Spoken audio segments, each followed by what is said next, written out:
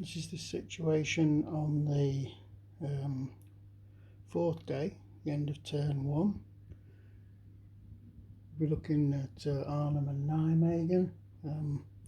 Arnhem to the north and to the west. There's still quite a lot of pressure building up on the first Airborne's positions to the west, but the big thing is Germans didn't get Van Tetta. That came out as the last chit of this turn, so that sort of held back the pressure slightly. You've got to remember they've got a couple more units over there that are due back on the board tomorrow. They got routed. The Allies have moved a couple of companies of Airborne into Oosterbeek. They're still holding on to the perimeter at Arnhem, but things are getting unpleasant there. Now you've got these artillery units starting to arrive. They're putting a lot of pressure on the first Airborne positions there. Just south of the river, the 10th SS is mobilising a mechanised reserve, which will probably just be deployed to Elst. Now this is one of these things, I know where the Polish paradrops are going to be, because I just do, and so I could just pile all of those SS units onto this drop zone. There's nothing to stop me from doing it, absolutely nothing. But we'll get on to that, and we'll get on. I've been role playing this game to a degree, and I've tried to remove this knowledge that the player has of what's going on as much as I can. I've not allowed people to respond to situations they can't possibly know about. Now, the Polish were due to drop 7 o'clock this very turn, but they didn't, and the reason for that is fog. So we've got fog, and we're going to have to roll to see if the fog disappears. The fog stops you from doing paradrops, it stops you from doing airstrikes, and it also reduces the attack factors of all units by 1, and actually makes it much harder to move. Every single hex is +1 to enter, so it's really slowed things down in terms of moving units around the board. The only ones that have moved a lot are these mechanised units, which are able to get around a lot quicker, even with having their sort of movement factors curtailed by the fog.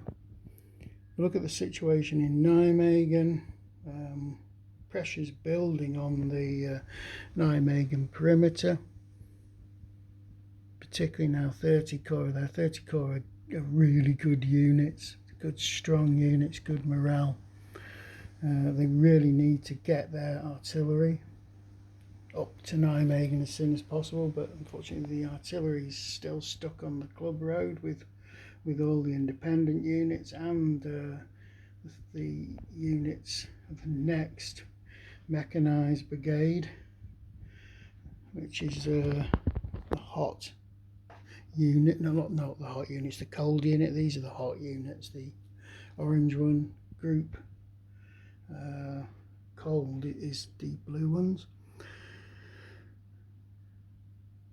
In terms of the 82nd itself, they're taking a bit of a battering here. These German guns across the river are really causing a lot of problems. You put any unit into a non-city hex, it just gets chewed to pieces by those guns.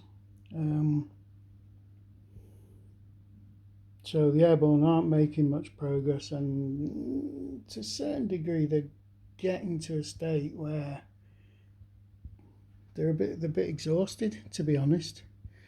Certainly less functional than they were when they landed.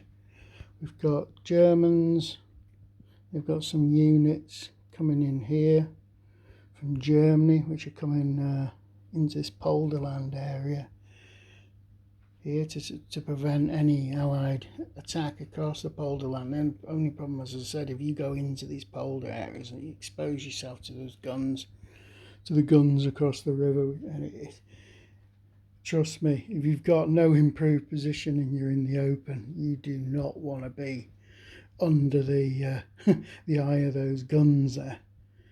We've got pressure. The Germans are still mounting a reasonable amount of pressure on the Moot Bridge here. This Kampf group here, the brown ones, they're actually quite a good unit, unlike some of these other ones, which have not made much progress. The reason the Germans haven't made much progress, they've found it difficult to get any dispatch points for the blue units, Corps Welt.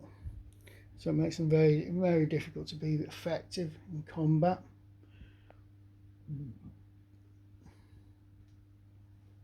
Yet again, the fog has caused a lot of problems. It's slowed everybody down.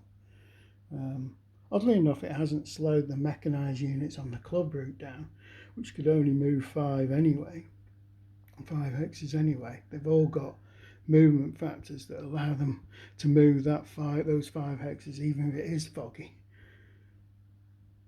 I might have to double check that, but I don't think there's anything in the rules that says that's not right. So all in all, the Allies are in with a chance here if they can break through this outer shell at Nijmegen, which isn't particularly strong. They should be able to get to the river, maybe in 2 days. The big problem is the Germans can simply retreat north of the river, and then it'd be a nightmare trying to break out of a bridgehead. It'd be even harder than it is to collapse the German bridgehead would be to create an Allied bridgehead and break out of it. So I would say the Allies can't win this. I might be wrong, but I don't think they can win it. And that'll do for the summary of the situation.